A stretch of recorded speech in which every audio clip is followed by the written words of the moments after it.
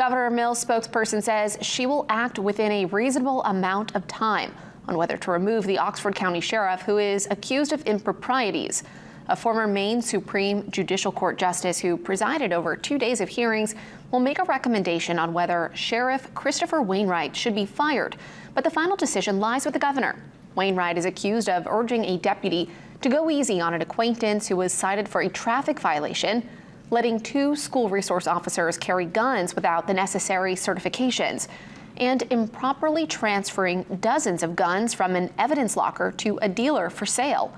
Wainwright says he believed he had the authority to sell the guns and did not benefit from the transaction. He also said he was not involved in the hiring of the school resource officers in 2018 when he was chief deputy, and that he made a mistake in intervening in the traffic ticket.